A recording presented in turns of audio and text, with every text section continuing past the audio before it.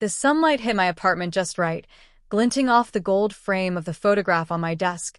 Me, years ago, smiling with a $2 card in my hands while my sister held that ridiculous Gucci bag. I sipped my coffee, the warmth soaking into my palms, trying not to think about it, though it lingered like an old, stubborn bruise. My phone buzzed again, insistent, dragging me out of the quiet moment. A notification from my mother. Of course. "You should come to dinner this Friday," it read. Just like that, she reminded me that I was still that daughter in her eyes. The one who never measured up, the one who didn't deserve designer gifts or applause. My fingers hovered over the keyboard, my nails chipped, my mind racing between anger, irony, and a spark of something else. Resilience. I leaned back in my chair, feeling the silk of my blouse against my skin and the steady hum of the city outside. I'd come a long way, and no one, not even her, knew the half of it. Not yet. Not until I decided it was time to speak. The past, with all its stings and silent judgments, was about to meet the woman I had become. And I wasn't just ready, I was waiting. I remember that Christmas morning like it was yesterday. I was 16, barely tall enough to reach the kitchen counter without stretching, my hands trembling as I tore the wrapping off my gift. A $2 card. Just a card. Meanwhile, my sister, Emily, had a Gucci bag worth more than my first car would ever be. The glittering leather, the gold hardware, it practically screamed, "She's the favorite." I tried to smile. Really, I did. But the lump in my throat made it impossible to swallow. My parents beamed, thinking this display was generous, celebratory, even loving. But it wasn't. Not to me. Not that year. Not ever. I felt invisible in that moment, like the world had passed me by, and I didn't even get a souvenir. I ran my fingers over the card's cheap paper, my knuckles white, my chest tight. Every word they had written, "Merry Christmas, we love you," felt like a lie, a hollow echo in a room that wasn't mine. I wanted to scream, to throw it at someone, to demand recognition. But I stayed silent, swallowed my tears, and learned a lesson I didn't want. Family sometimes sees you less than you are. It was Grandma Ruth who noticed. She came in quietly, sat beside me on the couch, and didn't offer pity. She offered truth. "You're worth more than any bag or card, Chloe," she whispered, pressing a small silver charm into my palm. "Keep this close. It's a reminder. The world will not give you what you deserve. You'll have to claim it yourself." Her words sank deep, a seed in the soil of my heart. That day, clutching the charm, I made a choice. I would leave behind the hurt, the favoritism, and the stings of comparison. I would work, fight, and rise, not for revenge, but for the life I deserved. That Christmas, the $2 card had been meant to diminish me, but instead, it lit a fire I would carry forever. I didn't know exactly how or when it would happen. I just knew one thing. I would never let someone else decide my worth again. I left home that spring, my small suitcase packed with ambition, Grandma Ruth's charm tucked safely in my jacket pocket. I rented a tiny apartment in downtown Chicago, the kind where the walls were thin and the pipes groaned at night, but it was mine. And for the first time, no one's shadow loomed over me. The beginning was brutal. I worked 3 jobs, barista by day, receptionist by night, and freelance graphic designer whenever a client would bite. I often went to bed hungry, stomach growling louder than the city streets, but I refused to quit. Every small payment, every client compliment, every late-night success was a quiet rebellion against that Christmas morning memory. Then I met Lisa Hartman at a networking event, a powerhouse in the marketing world who saw something in me that no one else had. "Chloe, you have vision," she said, scanning my modest portfolio. "But vision isn't enough. You need discipline, strategy, and courage. Let me show you." She became my mentor, my guide through boardrooms, pitch meetings, and late-night strategy sessions fueled by black coffee and determination. There were moments of doubt. The nights I questioned if I had what it took, if my ideas were enough, if I'd ever be more than the girl with the $2 card. But I remembered Grandma Ruth's words. I gripped the silver charm and pushed forward, rewriting my story one small victory at a time. First, it was a single freelance contract with a boutique brand. Then, a project with a mid-sized company that paid my rent for a month. Then, my first major client, the kind that made people sit up and take notice. I was meticulous, creative, and relentless, but I kept it hidden. Social media only showed the curated, modest version: coffee photos, cityscapes, motivational quotes. My family, blissfully unaware, still assumed I was scraping by, struggling to find my footing.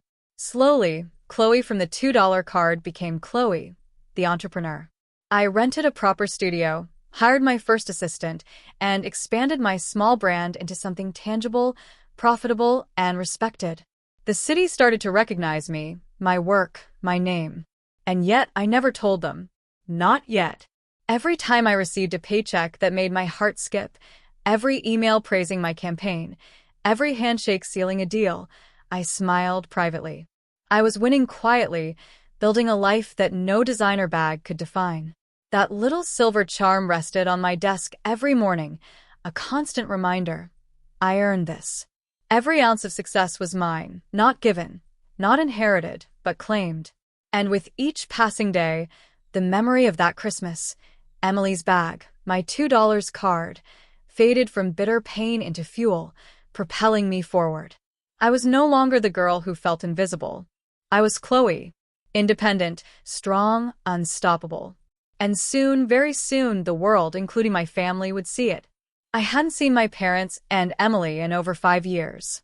When they called, insisting on a family dinner, just a casual catch-up, they said, I felt a familiar flicker of irritation, but this time it wasn't fear.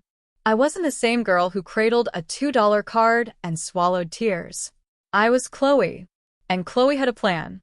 I arrived at the restaurant early, dressed in a tailored emerald green dress that hugged my figure just enough to signal confidence, without arrogance. My hair was sleek, my nails polished, and the faint scent of sandalwood trailed behind me. I watched them arrive. My mother in her designer coat, Emily practically glowing with entitlement, and my father, pretending casual interest, but with that familiar air of judgment. They greeted me warmly, but I could see it, the expectation of struggle behind their eyes, the assumption that I had barely made it. I let them stew in it for a moment, sipping my sparkling water as I let the silence stretch. They didn't know yet. They had no idea. I'm proud of you, Chloe, my mother said eventually, her voice tight. It's good to see you doing well. I smiled. Thank you. But I didn't elaborate. Not yet.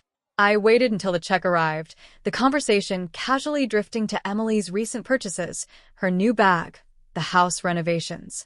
And then I leaned in, my voice calm, deliberate, and carrying the weight of years of hidden triumph. You know, Emily, that Gucci bag you got 5 years ago? I remember it well. And the $2 card I got, I said, letting each word settle. Funny, isn't it?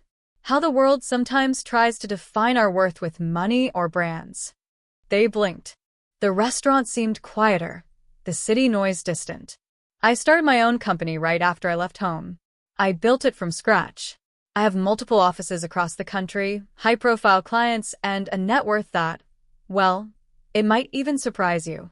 My mother's mouth opened slightly, her perfect composure cracking. Emily's face went pale. I could see the disbelief, the shame. I never told you, I continued, because I wanted to prove something to myself first.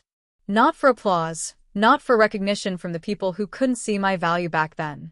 But now, here we are. I reached into my purse and slid a sleek business card across the table.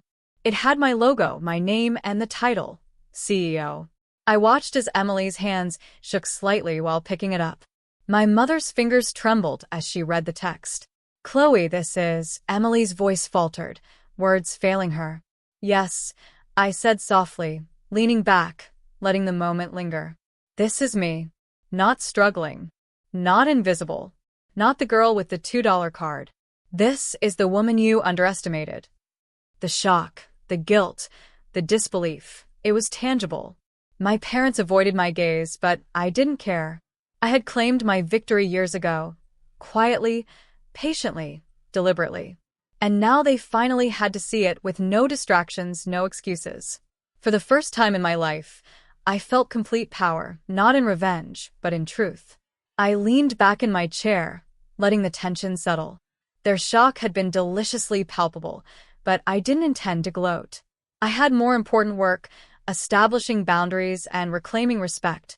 I could help them now, yes, but only on my terms.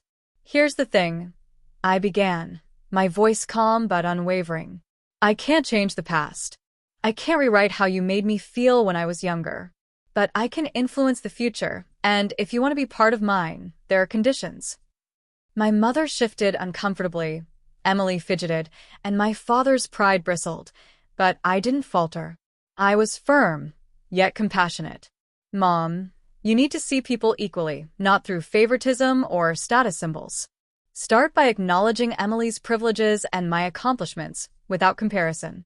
That's your first step. My father cleared his throat, clearly struggling with ego, but I looked straight at him. Dad, stop measuring love and success in material things. Encourage independence, don't smother ambition. Learn to respect boundaries without trying to control outcomes. Emily looked down at the table, twisting the Gucci bag's straps nervously. And you, she whispered. You, I said gently, need to find your own path, your own voice, outside of imitation and entitlement. Stop measuring yourself against me, and start measuring yourself against your own potential. That's how you grow. I let each of them digest it. The room was thick with unease, but also with a faint spark of possibility. I wasn't punishing them. I was demanding growth, emotional accountability, and self-respect. Then I added the personal touch, the one thing that reminded me of the spark that had fueled this transformation. And this, I said, pulling out the small silver charm Grandma Ruth had given me, remind yourselves that true value isn't handed to you. It's claimed. You can't buy it. You can't inherit it. You have to earn it. All of you. They looked at the charm, eyes softening, comprehension dawning. I had given them a chance to step forward, to change, but only if they met me here, on ground of honesty, respect, and personal growth. I wasn't bending to old patterns anymore. I cared, yes, but I would not sacrifice my hard-won independence. I watched their expressions shift subtly. Mom's jaw relaxed, Dad's posture softened, and Emily finally met my gaze with something new. Curiosity, perhaps even humility. It wasn't an immediate fix. Growth never is. But I had set the rules, established the shift, and reclaimed my power. Not with anger, but with clarity, firmness, and compassion. The balance had shifted, and I was no longer the powerless girl of that Christmas morning. This was my domain now, and I had drawn the lines clearly. Anyone who wanted to stay in my life had to meet them. And for the first time, I felt no guilt, no hesitation, only the strength that comes from knowing your worth and insisting the world acknowledge it. Weeks passed, and change, subtle but steady, began to unfold. My mother called me not to correct me, but to ask for advice on supporting Emily's independent projects. My father stopped micromanaging decisions he had no business in and started mentoring young interns at his company, quietly proud instead of controlling. Emily, bless her, actually started her own small design business, and I received the first tentative call asking for my opinion, not my approval but my insight. It was in these quiet victories that I recognized the full circle of my journey. I had endured the sting of favoritism, the shadow of comparison, the sharp pang of being overlooked. But each ache, each moment of loneliness had become fuel. I had become a woman who could walk into a room and hold her space without apology, whose worth was defined by her own effort, creativity, and determination. On a Friday morning, I held Grandma Ruth's silver charm in my hand, turning it slowly. The metal was cool, grounding, a reminder of the very first day I decided I would claim my own life. I pressed it to my chest, closed my eyes, and smiled. The charm had been my silent companion, and now, it felt like a bridge connecting the girl I had been with the woman I had become. I glanced out my window at the city skyline, sun glinting off the buildings, and let myself feel the full weight of everything I had accomplished. There was freedom in this moment, the rare kind that comes only when you've reclaimed your story and chosen the people you allow to stay in it. My parents and Emily had begun to change, yes, but I had changed first. And in that quiet reflection, I realized it wasn't about revenge, recognition, or proving them wrong. It was about proving to myself that I was enough, that my value was never dictated by gifts or favoritism, and that I could build a life luminous enough to be seen on my own terms. I smiled, gently placing the charm back on my desk. This was my victory, my narrative, my grace. And if anyone else finally understood it, well, that was their gift to receive, not mine to give. I am Chloe. I am my own worth. And no $2 card will ever define me again.